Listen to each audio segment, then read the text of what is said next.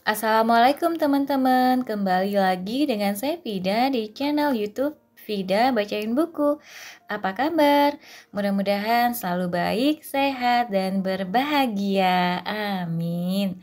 Teman-teman, kali ini kita lanjutkan lagi membaca buku Scripting, The Life You Want. Manifest Your Dreams with Just Pen and Paper. Royce Christine. Diterbitkan oleh Inner Tradition, Rochester, Vermont. Saat ini kita sudah sampai di bagian 1. Permisi, hidupmu menunggu. Mari kita mulai. Bismillahirrahmanirrahim. 1. Permisi, hidup Anda menunggu. Setiap orang telah sangat dipengaruhi oleh sebuah buku atau buku. Dalam kasus saya, itu adalah buku tentang animasi kartun. Saya menemukannya di perpustakaan kota Kansas pada saat saya sedang bersiap untuk membuat animasi gambar bergerak sebagai karya hidup saya. Menemukan buku itu adalah salah satu peristiwa terpenting yang berguna dalam hidup saya. Itu terjadi pada waktu yang tepat. Waktu yang tepat untuk membaca cerita atau artikel atau buku adalah penting. Walt Disney. Saya masih ingat naik mobil di mana ibu saya menyerahkan buku yang mengubah jalan hidup saya selamanya. Dari bintang tamu dengan Selena Gomez di sitkom pemenang penghargaan Emmy, hingga mengarahkan film dokumenter, hingga bertemu dengan orang yang saya anggap belahan jiwa saya. Itu masih membuat saya takut dalam cara yang baik. Bahwa begitu banyak dari apa yang terjadi selanjutnya dan terus terjadi dalam hidup saya. Hidup yang dapat saya kaitkan dengan momen yang sangat singkat itu ketika ibu saya mencapai dari posisinya di kursi penumpang depan truk ayah saya ke kursi belakang tempat saya duduk dan menyerahkan buku yang telah dia baca, tetapi tidak terlalu menikmatinya. Saat itu musim panas tahun 2003 dan saya berusia 15 tahun. Ibu, ayah, saudara perempuan saya, dan saya sedang mengemudi dari rumah kami di Marlton, New Jersey untuk pantai timur Virginia. Saya masih bisa mengingat udara hari itu dan bagaimana itu berubah saat kami berkendara ke selatan. Ketika kami meninggalkan rumah kami pagi itu. Udara membawa panas yang mengingatkan saya pada ruang uap, di mana rasanya seperti Anda bisa mengisi cangkir kosong dengan air hanya dengan menahannya di udara jenuh cukup lama. Saat kami berkendara lebih jauh, cuaca masih hangat, tetapi udara bergeser ke suhu yang lebih segar dan sedikit lebih dingin. Kami pikir hari itu mungkin akan hujan, tetapi kami terkejut dengan betapa cerah dan cerahnya seluruh perjalanan.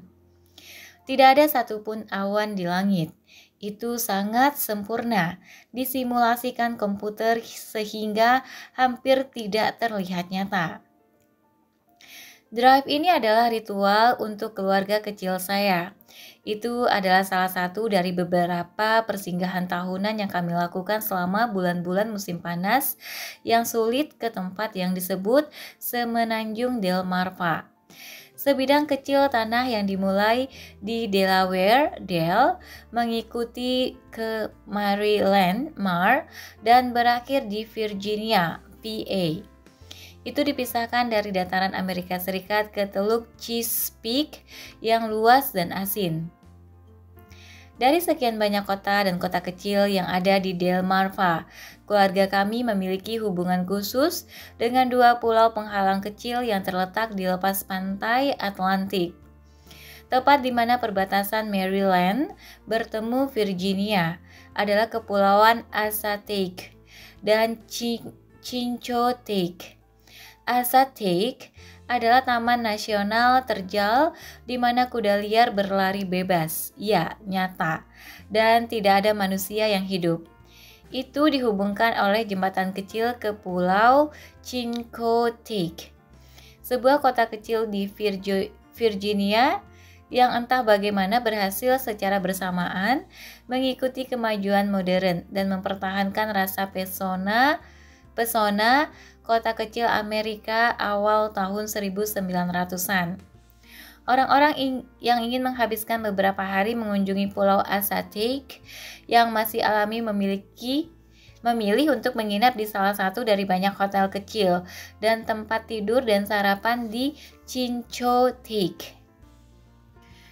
Ibu saya mengetahui bahwa dia hamil dengan saya ketika dia mengunjungi pulau-pulau ini pada musim panas 1987.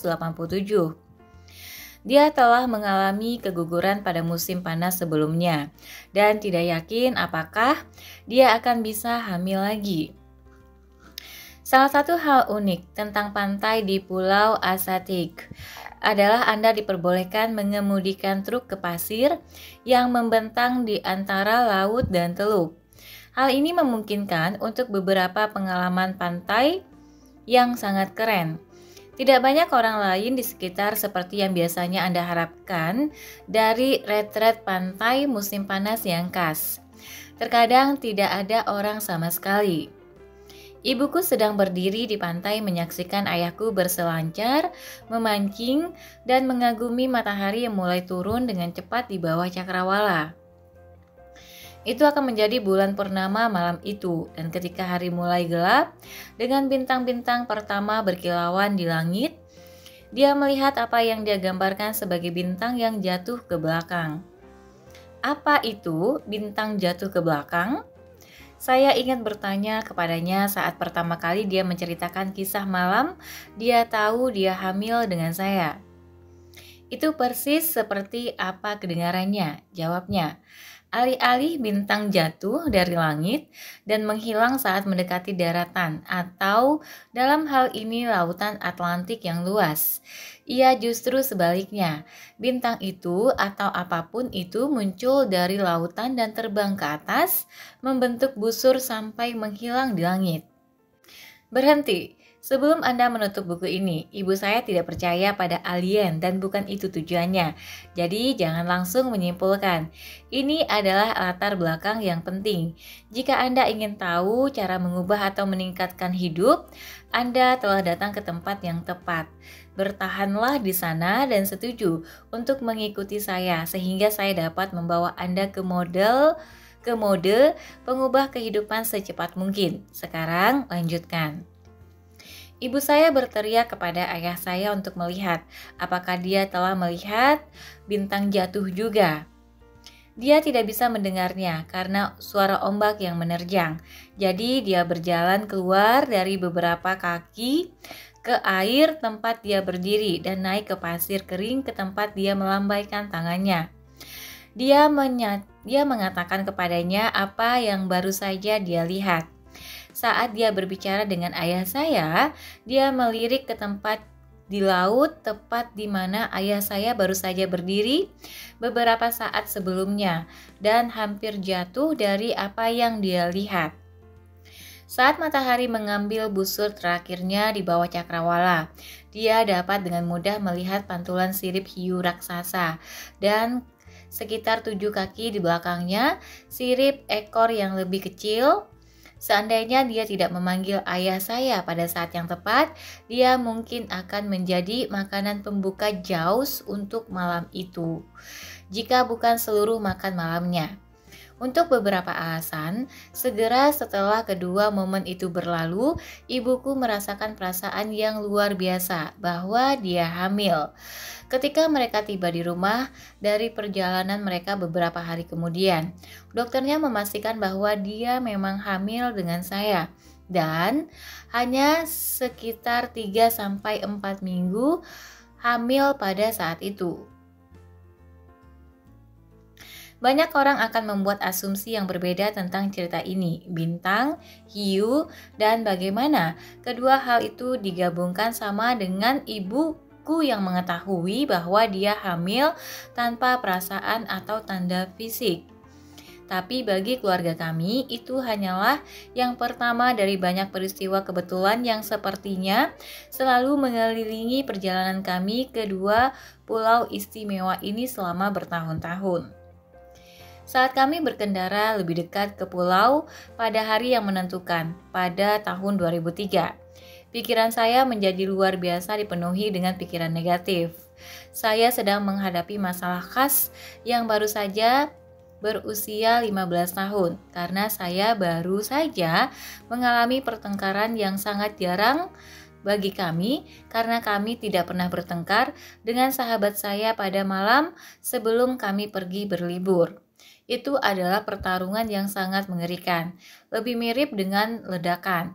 Itu adalah salah satu perkelahian yang terkadang membuat orang berhenti berteman sepenuhnya. Saat kami berkendara menuju pulau-pulau, saya marah karena saya tidak punya cara untuk memperbaiki situasi. Ini adalah saat biaya SMS 10 sen atau lebih per teks dan sebelum zaman sekarang di mana 10 cara baru untuk berkomunikasi dengan orang-orang ditemukan setiap hari.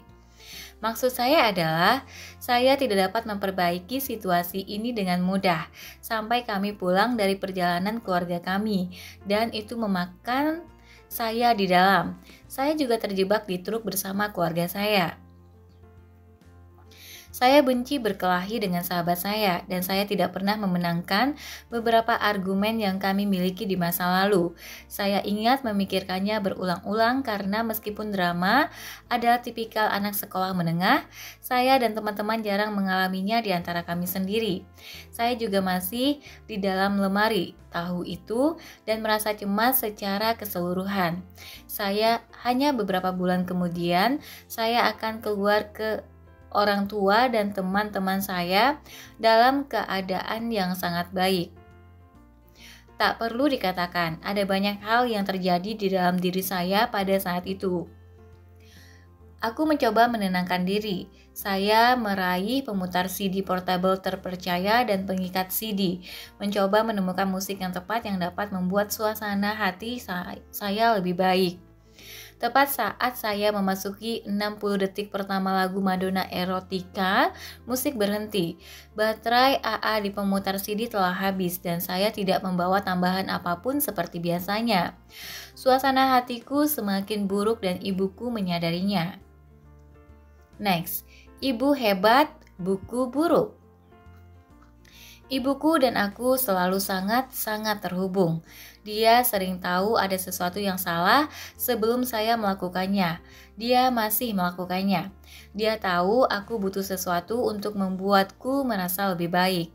Saat itu, dia mendapati dirinya terdaftar di klub buku pesanan pos yang akan mengirim bukunya setiap bulan. Lucunya, sampai hari ini, dia bersumpah bahwa dia tidak pernah mendaftar di klub buku ini. Suatu hari, buku-buku baru saja mulai datang ke rumah kami. Dia menyukai buku-buku itu, jadi dia membayarnya dan tinggal di klub.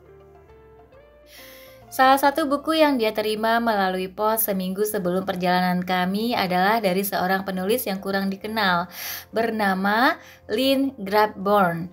Buku itu berjudul Permisi, Hidupmu Menunggu. Ini adalah salah satu buku modern pertama yang membahas hukum ketertarikan, yang aslinya diterbitkan pada tahun 1999. 7 tahun sebelum The Secret mengambil arus utama hukum untuk generasi baru. Ibu saya tidak menikmati buku itu karena dia akrab dengan ide-ide yang disajikan, karena dia dibesarkan sendiri dalam ajaran berpikir positif dan pemikiran baru. Tapi dia pikir itu bisa mengalihkan pikiranku. Jadi dia menyarankan agar aku membacanya. Dalam 10 menit setelah membaca, saya bertanya apakah ada orang di dalam mobil yang memiliki stabilo. Ayah saya, yang selalu berhasil membawa koleksi pena, pensil, dan peralatan tulis yang aneh di truknya, memberi saya stabilo kuning cerah. Saya terpesona oleh buku itu, terpesona oleh isinya. Inilah seseorang yang menulis tentang sesuatu yang selalu ingin saya ketahui. Bagaimana tepatnya Anda menciptakan hal-hal, orang, dan keadaan yang Anda inginkan dalam hidup Anda atas perintah. Atas perintah.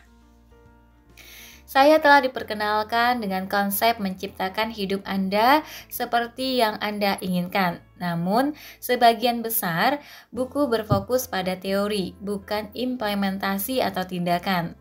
Lynn Grabborn menjelaskan keduanya dengan sangat mudah, dan dengan begitu mudah, saya seperti menemukan rumah di dalam sebuah buku. Saya berhenti menyorot halaman 100 karena hampir setiap halaman berwarna kuning cerah dari tanda saya. Bagian terbaik, penulis tidak hanya berbicara tentang pemikiran positif atau visualisasi atau hal-hal self-help light. Apapun yang dibahas, sebagian besar buku yang membahas topik ini. Untuk lebih jelasnya, hal-hal ini hebat dan bermanfaat dan bisa sangat efektif. Jika Anda tahu apa yang perlu didahulukan, pemahaman yang kita ciptakan dengan perasaan dan emosi, kombinasi emosi kita dan getaran yang kita pancarkan karena memilikinya, yang dihasilkan dari pikiran dan keadaan, bukan hanya dengan pikiran. Dia juga menjelaskan apa yang ditulis Mitch Horowitz di banyak bukunya. Anda harus memilih tujuan utama, tujuan akhir, dan semua terlibat dengan tujuan itu. Meskipun saya masih muda, saya tahu dalam hati bahwa ini benar. Setidaknya itu terasa benar.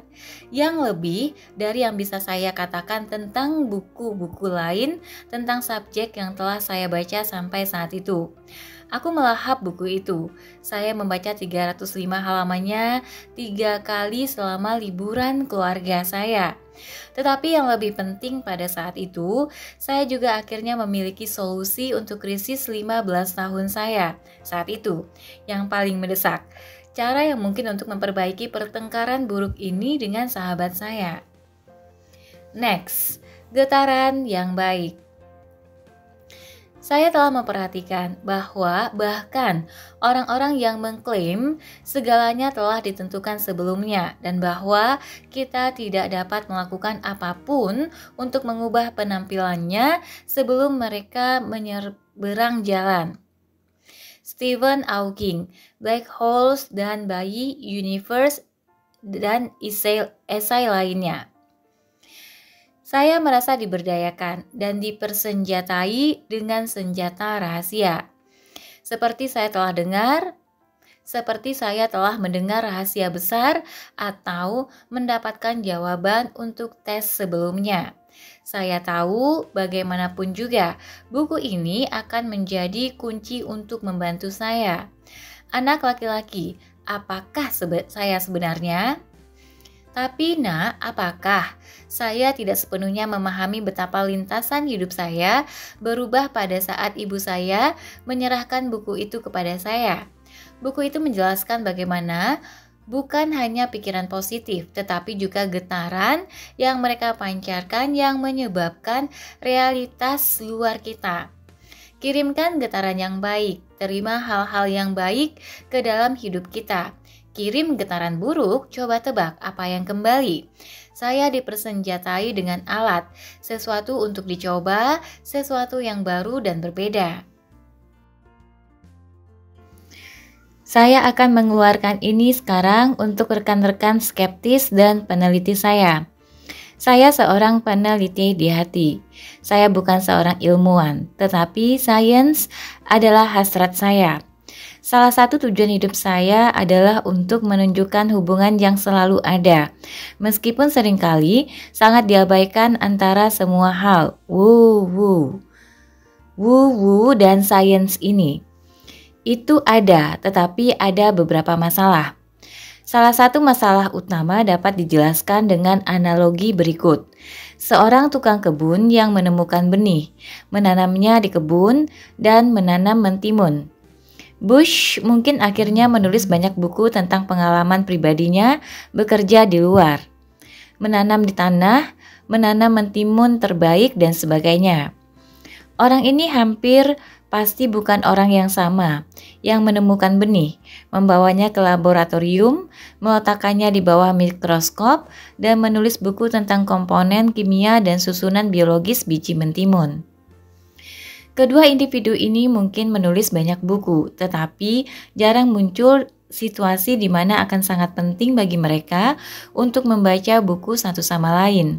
Dalam pikiran mereka, bidang pengetahuan mereka ditetapkan.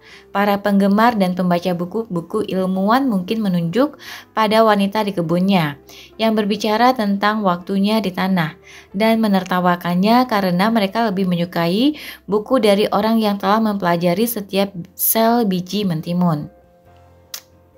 Pada akhirnya, buku mentimun mana yang akan Anda ambil jika Anda ingin tahu cara menanam mentimun di kebun Anda? Tukang kebun mungkin menghabiskan waktu bertahun-tahun untuk menemukan apa yang disebut orang sebagai teknik wu-wu yang tampaknya meningkatkan peluangnya untuk mendapatkan mentimun terbaik. Mungkin dia memainkan musik untuk tanamannya. Mungkin dia berbicara dengan mereka di hari yang tenang. Namun ilmuwan mungkin menertawakan tukang kebun karena percobaan menanam mentimun yang dikendalikan selama 30 hari oleh ilmuwan tidak memberikan petunjuk bahwa pernyataan tidak ilmiah di luar tembok yang dibuat oleh tukang kebun yang menghabiskan bertahun-tahun di tanah bersamanya mentimun, benar atau bahkan penting. Sayangnya jurang antara sains dan pemikiran baru, pemikiran positif, getaran, dan semua hal yang oleh banyak orang disebut aneh atau woo-woo bahkan lebih besar jika menyangkut topik yang dibahas dalam buku ini. Mitch Horowitz menjelaskan masalah ini dalam bukunya The Miracle Club.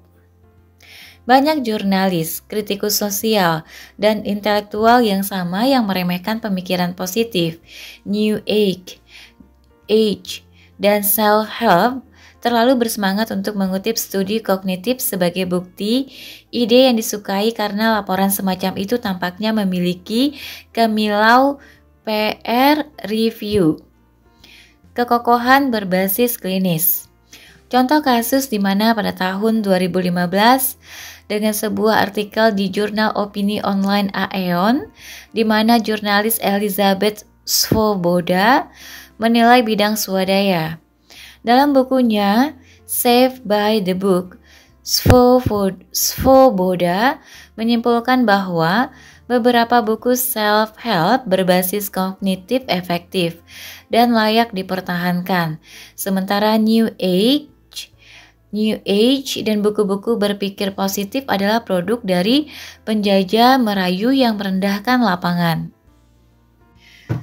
Karya Svoboda menunjukkan dua asumsi yang mempersulit pembahasan yang menguntungkan tentang terapi swadaya di sebagian besar media saat ini. Pertama, penulis mengelompokkan dua jenis buku yang berbeda. Karya metafisik seperti Karung Tinju Kritikus Abadi The Secret dan buku-buku berdasarkan studi klinis seperti Feeling Good oleh David D. Burns, MD, meskipun penulisnya memiliki beberapa keprihatinan. Buku-buku semacam itu memiliki sedikit kesamaan. Satu mewakili teologi dan yang lainnya terapi kognitif.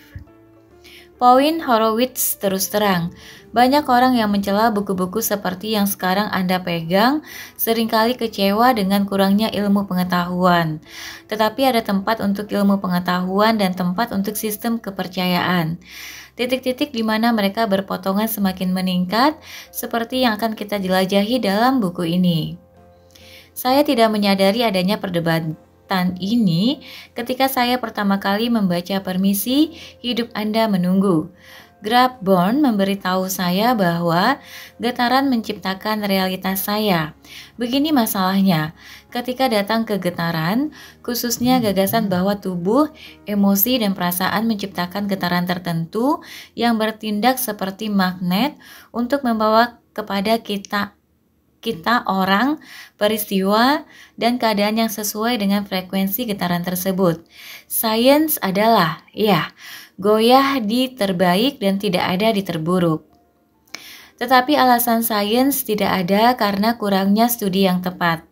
Namun ada ilmu baru yang luar biasa tentang bagaimana kita menciptakan realitas kita, dan itu akan mengejutkan Anda. Seperti yang saya katakan, saya adalah seorang ilmuwan total dan geek penelitian. Apa yang saya temukan hanya dalam 2 tahun terakhir ini adalah bahwa setiap orang, baik yang percaya maupun tidak percaya, telah mencari ilmu yang salah. Mereka telah googling hal-hal yang salah. Kita semua punya. Dalam hal getaran manusia, kami memiliki 2 kelompok orang. Keduanya mencari hal yang salah. Di satu sisi argumen, kami memiliki sekelompok orang yang percaya pada teori koneksi frekuensi keadaan. Maksud mereka adalah bahwa hanya karena belum ada penelitian atau lebih tepatnya penelitian yang cukup untuk membuktikan frekuensi dari emosi dan perasaan berkolerasi dengan keadaan kehidupan nyata tidak berarti fenomena itu tidak nyata. Sisi lain mengatakan bahwa bahkan tidak ada cukup bukti anekdot untuk menjamin studi tersebut di tempat pertama. Jika Anda tidak perlu membaca halaman demi halaman dari kedua sisi argumen ini, mari kita berhenti di sini. Peringatan spoiler. Ada bidang studi ilmiah yang nyata dan aktual yang membuktikan bahwa emosi, perasaan, dan pikiran menciptakan realitas kita.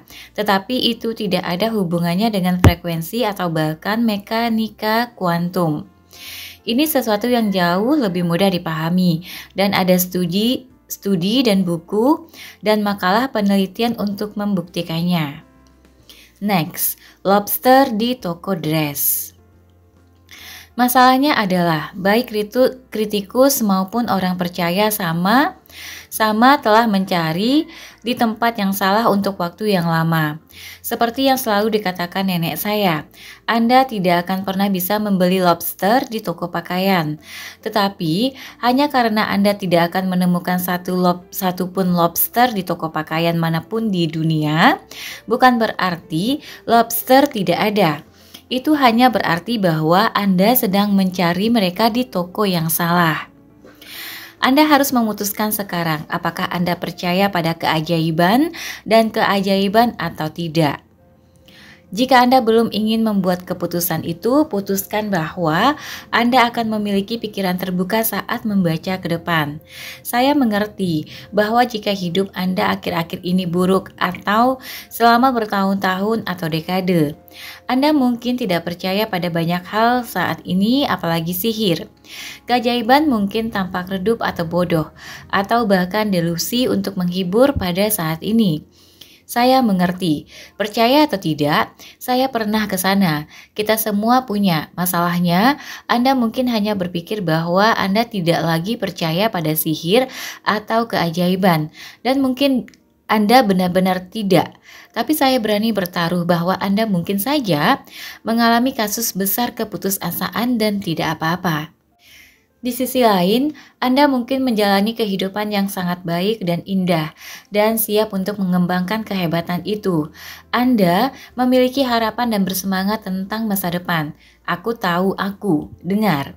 Jika kita ingin mendapatkan sesuatu dari kehidupan, kita membutuhkan harapan. Itulah sebabnya saya tidak membuat janji apapun dalam buku ini yang tidak dapat saya tepati. Ini benar-benar tentang Anda dan bagaimana dan jika Anda menerapkan metode skrip yang relatif mudah ini ke dalam hidup Anda. Saya mencintai sains lebih dari kebanyakan orang dan itu telah membantu saya dengan baik sepanjang hidup saya. Saya condong ke arah skeptis jika saya jujur. Jadi saya berjanji bahwa Anda akan belajar tentang beberapa ilmu luar biasa yang memberikan tulang pada otot dan jaringan.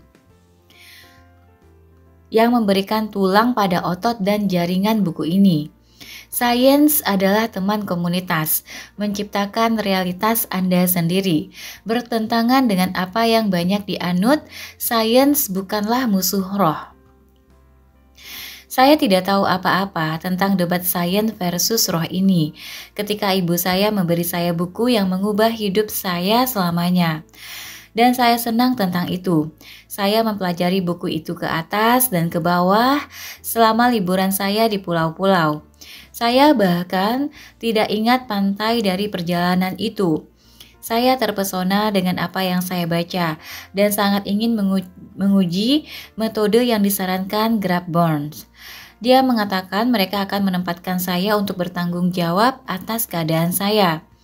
Jadi saya tidak akan menjadi korban lagi dan itu terdengar hebat bagi saya. 20 tahun kemudian, bukunya masih tetap kokoh dan mendahului zamannya. Ini mencapai begitu banyak dan menurut pendapat saya itu adalah salah satu kontribusi yang paling diremehkan di perpustakaan buku-buku pemikiran baru di dunia.